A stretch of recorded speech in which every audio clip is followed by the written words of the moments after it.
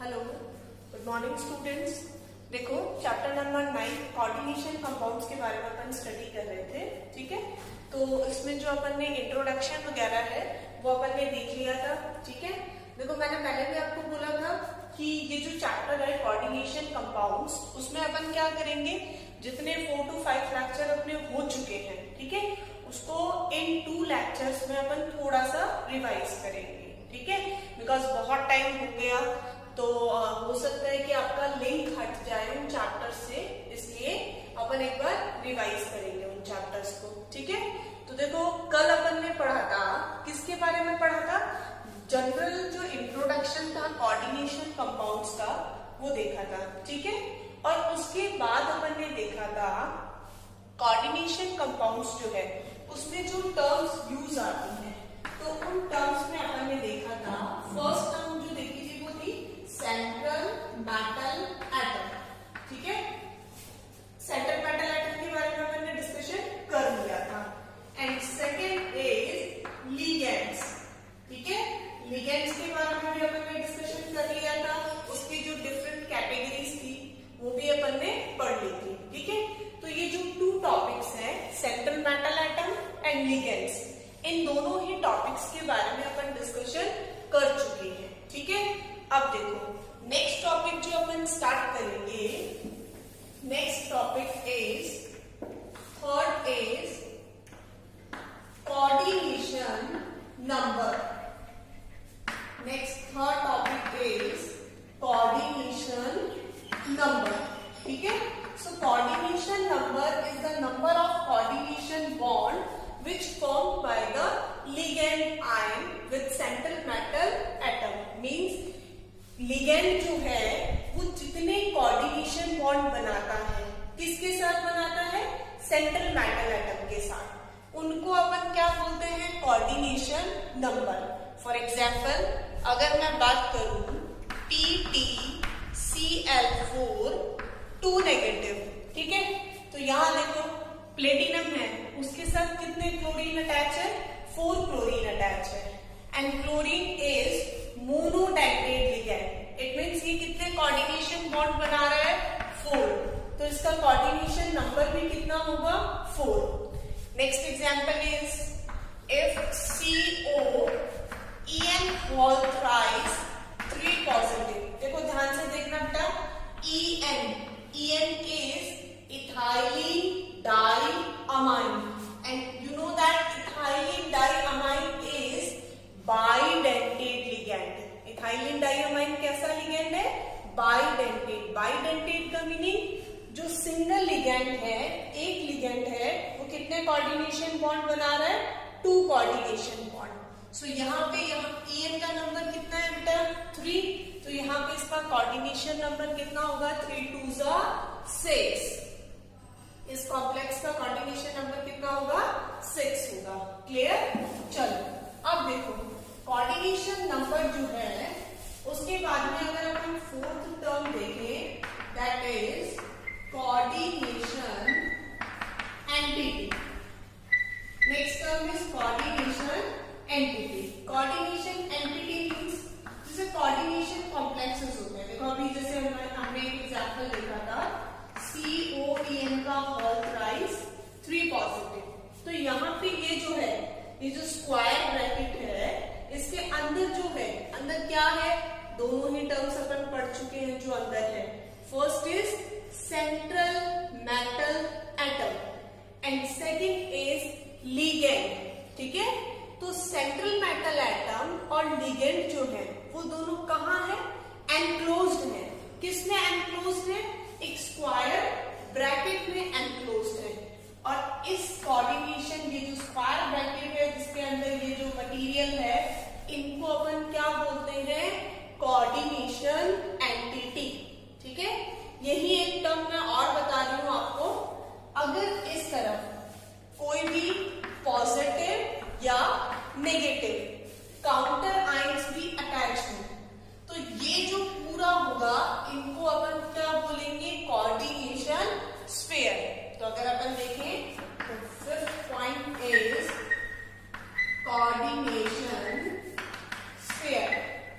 ठीक है, तो coordination sphere and coordination entity, आप देखो तो एक जैसी बात कर सकते हो, ठीक है। कोऑर्डिनेशन स्फीयर्स में क्या होते हैं, ये स्क्वायर ब्रैकेट के अंदर की चीज तो आती है, प्लस काउंटर आयंस भी। काउंटर आयन क्या होते हैं, जो यहाँ पे ये प्लस और माइनस आयंस होते हैं, ठीक है। और कोऑर्डिनेशन एंटिटी में सिर्फ कौन आता है, ये स्क्वायर ब्रैकेट के अंदर का जो सब्सटेंसेस है वो आते हैं, ठीक है। अब मैंने कोऑर्डिनेशन एंटिटी में आपको टाइप्स भी बताए थे।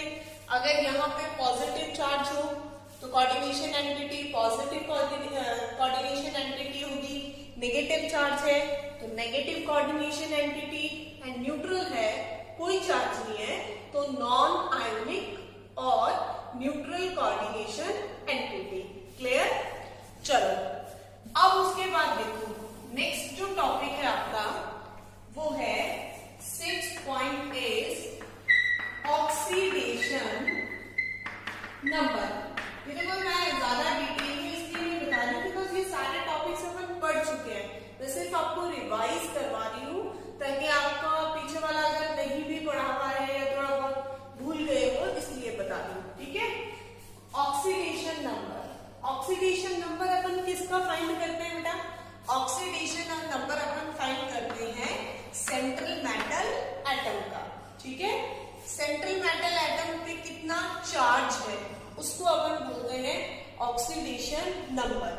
और ये फाइंड कैसे करते हैं, सेंट्रल मेटल एटम को क्या एज्यूम करते हैं, एक्स एज्यूम करेंगे और बाकी जितनी भी चीजें होंगी उनकी वैल्यू पुट करेंगे, उनका वैल्यू कितना है उसको पूरा सॉल्व करके। देखो एक दो एग्जांपल मैं बता देती हूँ, भूल गए होंगे आप लोग। फॉर एग्जांपल PtCl4 2 नेगेटिव, यहाँ सेंट्रल मेटल एटम कौन है, प्लेटिनम, ओके, प्लस Cl पे चार्ज कितना होता है बेटा, -1, ठीक है। कितने Cl है यहाँ पे 4, तो यहाँ क्या होगा -4 इज इक्वल टू, अगर ये कोऑर्डिनेशन कंपाउंड आपका न्यूट्रल होता, मीन्स इस पे कोई चार्ज नहीं होता, तब यहाँ पे अगर कोई चार्ज नहीं होता तो यहाँ अपन क्या मेंशन करते 0, बट यहाँ पे कितना चार्ज है -2 ना, तो यहाँ पे लिख दिया मैंने -2, x इज इक्वल्स टू -2, ये इधर उधर शिफ्ट हो गया है तो +4, x is equals to +2। It means यहाँ पे प्लेटिनम का ऑक्सीडेशन नंबर कितना है +2, ठीक है। एक और एग्जांपल देखो, CONH3 H2O whole twice and 3 positive, ठीक है। अब यहाँ पे अपन को किसका ऑक्सीडेशन नंबर फाइंड करना है, कोबाल्ट का, तो इसको अपन ने क्या एज्यूम किया, X एज्यूम किया, ठीक है।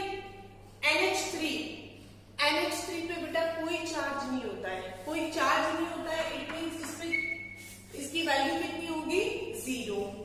H2O पे भी कोई चार्ज नहीं होता है, इट मींस इसकी वैल्यू भी क्या होगी 0, एंड यहाँ is equals to +3, then X is equals to +3, इसका ऑक्सीडेशन नंबर कितना हो गया +3। क्लियर है, ठीक है। ऐसे ही एक और एग्जांपल देखो, लास्ट एग्जांपल, उसके बाद में नेक्स्ट करेंगे, KFeCl6, ठीक है। अब यहाँ पहले तो ये देखो सेंट्रल मेटल एटम कौन है, iron is central metal atom, it means क्या एज्यूम किया अपन ने, X एज्यूम किया, ठीक है। अब इसके अलावा कौन से सब्सटेंस है, फर्स्ट इज पोटेशियम, ठीक है। पोटेशियम पे कितना चार्ज होता है बेटा +1, तो यहाँ 4 पोटेशियम है तो +4, then Cl have -1 charge and here 6 Cls are present, so -6 is equals to, अब देखो इस पूरे कंपाउंड पे कोई चार्ज है नहीं है, न्यूट्रल है, 0 है, इट मींस ये क्या होगा 0, x -2 is equals to 0 and x is equals to +2, means iron पे यहाँ चार्ज कितना है +2 चार्ज है। क्लियर है सबको, ठीक है। तो इसको अपन बोलते हैं oxidation number. Next 7.8 coordination poly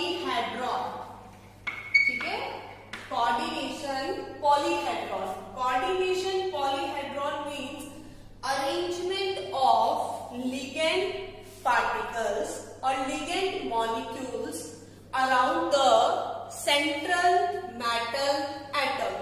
Means आपके जो ligand है, ठीक है, वो सेंट्रल मेटल एटम के चारों तरफ किस तरह से अरेंज हो रखे हैं, किस तरह से वो अटैच हुए हैं, उनको अपन क्या बोलेंगे, कोऑर्डिनेशन पॉलीहेड्रॉन. ठीक है. फॉर एग्जाम्पल अब देखो, अगर अपन बात करें मेटल लिगेंड इस तरह से भी अटैच हो सकता है. ठीक है.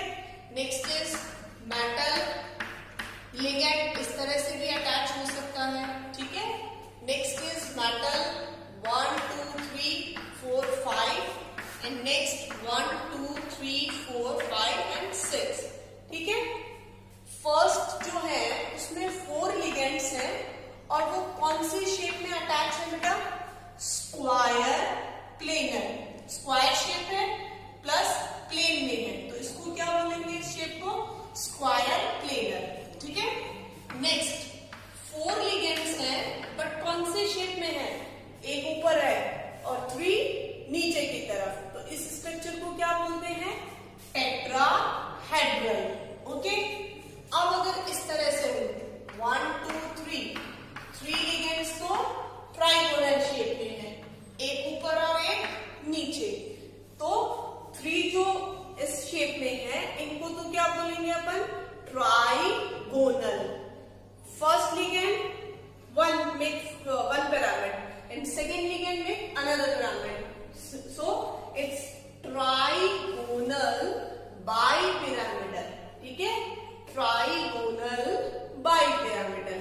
नेक्स्ट देखो कितने Cl है, 6 Cl है, जिसमें से 4 अटैच है स्क्वायर प्लेनर शेप में एंड एक कहाँ है, ऊपर, and second is down side. ठीक है. तो यहाँ इस स्ट्रक्चर का नेम क्या हुआ, स्क्वायर बाइपिरामिडल भी आप इसको बोल सकते हो, प्लस ऑक्टाहेड्रल भी आप इसको बोल सकते हो. ठीक है.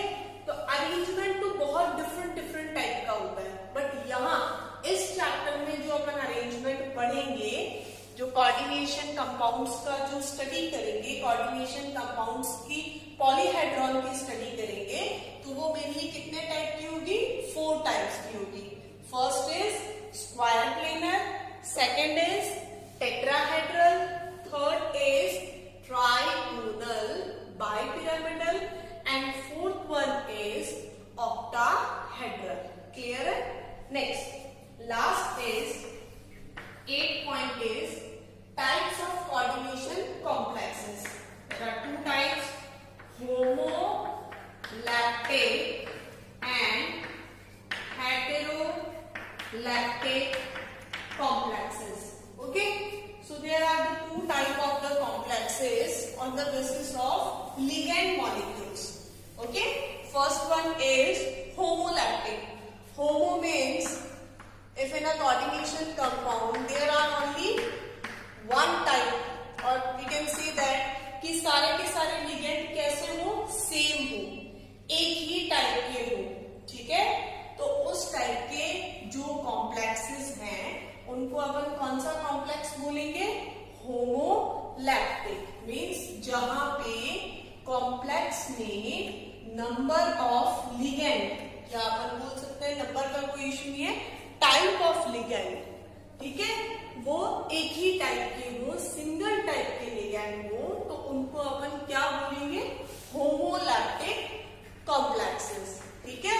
और अगर आपके पास डिफरेंट टाइप के लिगेंड्स, देखो जैसे इसकी बात करें अगर मैं, तो यहाँ पे लिगेंड कौन कौन है, वाटर लिगेंड है एंड क्लोरीन लिगेंड है. मीन्स अलग अलग टाइप के लिगेंड्स हो गए ना, 2 डिफरेंट टाइप के लिगेंड्स हो गए. तो इस टाइप के कॉम्प्लेक्सेस को अपन बोलेंगे हेटेरोलैक्टिक कॉम्प्लेक्सेस. ठीक है. सेम कॉम्प्लेक्सेस अगर होंगे, सेम लिगेंड होंगे, देन होमोलैक्टिक कॉम्प्लेक्स. डिफरेंट होंगे तो heteroleptic complex. Okay. So coordination compounds की जो बेसिक टर्म्स हैं उसमें अपन ने देखो 8 टर्म्स अपन ने डिस्कस किए हैं. First is central metal atom, second is ligands. Third is coordination number. Fourth is coordination entity. Next is coordination sphere. Next, oxidation number. Next, seventh is coordination polyhedron. And last one is homolactic and heterolactic complexes. Okay? तो ये जो 8 terms हैं जो अपन coordination compounds का ये बोल सकते हैं कि कोई भी टर्म्स पढ़ने से पहले हमें बेसिक नॉलेज होना चाहिए कि कोऑर्डिनेशन कंपाउंड्स में कितने टर्म्स होती हैं और वो क्या क्या होती है. क्लियर है? ठीक है. अब देखो ये जो टर्म्स है ये अपने जो नेमिंग है IUPAC नेमिंग उसमें बहुत हेल्प करेंगे और अपन को पता होना चाहिए कि कौन सी टर्म कहाँ आएगी. ठीक है. So now next topic is